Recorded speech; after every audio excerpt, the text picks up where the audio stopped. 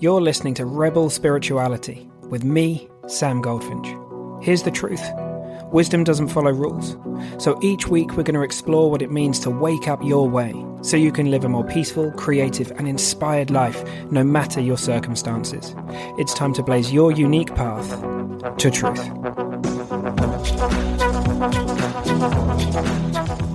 Hey friends, so after a lot of requests, we're doing something a bit different this week. I'm going to be reading out one of my recent Substack riffs. Actually, it's come out this week because many of you have said you really enjoy it when I read things live, which is something that I often do on group coaching calls and this kind of thing. And I'm thinking about how to do this more often, and I'd also like to write more and bring that more into my world. I'd like to spend more of my week writing. So if you have any ideas, if there's certain things that you love that you'd like to see more of, please do reach out basically and let me know over email. It's great for me to kind of get that feedback and to figure things out as we move forwards. Okay, that's it. I'm going to hand you over to me. See you there. What does inside out actually mean? Exploring the true source of experience. When people first hear that their experience is being created from the inside out, they very naturally assume that inside refers to inside the body or the brain. I mean, what else could it mean? But that's not actually what's being pointed to. What's being described is the flow of experience from the formless to the form, from the unseen to the seen, from the formless, unquantifiable source of all to the formed expression of life. And this is where it gets really interesting, in my opinion. Inside is formless. Here at Rebel Spirituality, inside refers to the formless dimension. Not a place, not a location, not something you can find if you look hard enough. The formless is the space, and I'm using that word very loosely, from which everything comes and to which everything returns. It's both nowhere and now here. It's before and beyond time, space and matter, the nothing from which everything comes. And over the centuries and across countless traditions, people have tried to point to the formless using thousands of names. Pure being, unconditioned awareness, consciousness, the oneness, essential nature, God, universal mind, the divine, truth, the Tao, the fertile void, home, source, the true self, the wisdom and intelligence behind life, Christ consciousness, Buddha nature, unconditional love. Take your pick. They're all pointing to the same thing that can't actually be pointed to. And here's why. What we're pointing to cannot be seen, felt, touched, or even conceived of.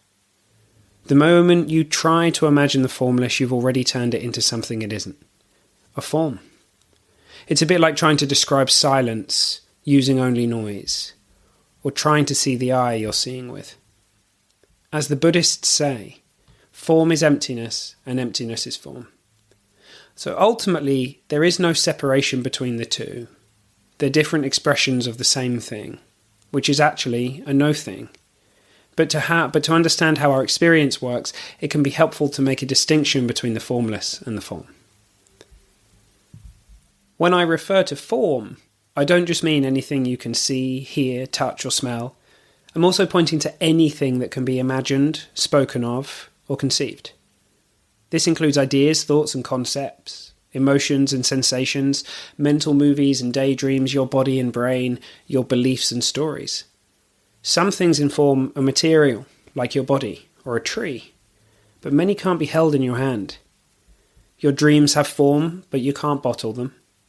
The wind has form, but you can't see it. Your thoughts have form, but you can't touch them. And here's the key distinction. Your body-mind is in form. Both the hardware, body, bones, brain, and the software, beliefs, stories, feelings and thoughts. But the formless truth behind all human experience isn't in form, and it cannot be put into words. It is that which creates, not that which has been created. It is the source of all things. It is the truth of your being, and it is not of this world.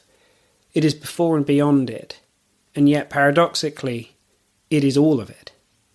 Sid Banks said, Divine mind is the intelligence of all things, before creation and after creation. Outside as form. Now let's clear up what outside means, because this is often where confusion happens. Outside is not referring to outside the body. In the inside-out understanding, outside is referring to anything that is in form. Anything that can be seen, touched, heard, perceived, or known. So including your personal thinking, mental movies playing in your mind, your bodily feelings and sensations, your neurological and biological functions, your brain. Yeah, even your brain is outside. Another way of thinking about inside and outside is before and after creation. The formless is before creation. It is the source of all, the ground from which everything arises.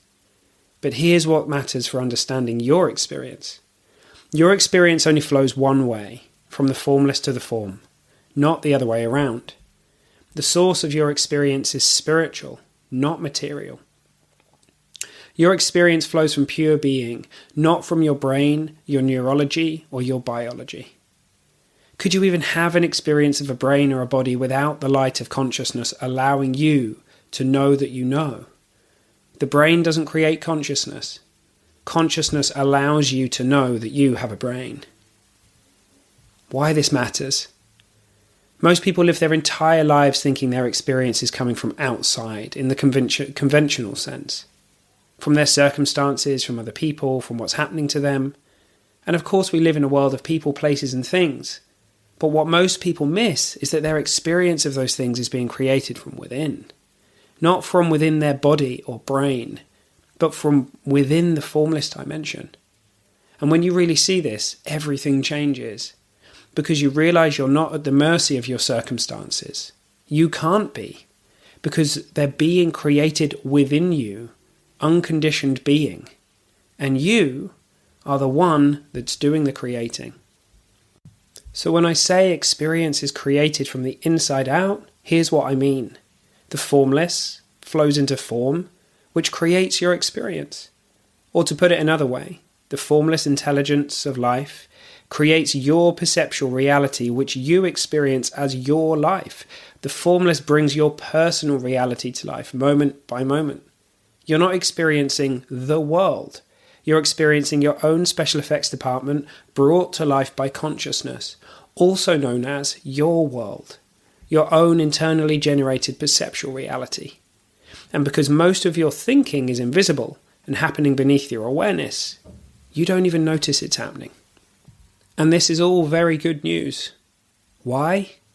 Because if your experience is coming from within, from the formless, rather than from without, outside, from your circumstances, then you're free. Free from needing your circumstances to change in order to feel different. Free from being at the mercy of what's going on around you. Free to experience peace and clarity regardless of what's going on. Not because you're controlling your thinking, but because you see where your experience is coming from. Does this mean that we never get caught up? No. Does this mean that we never lose sight of how it works? Of course not. But in any moment we can come to see. And in that seeing, there's space. There's freedom. There's peace. There's love and understanding. There's you. All my love, Sam.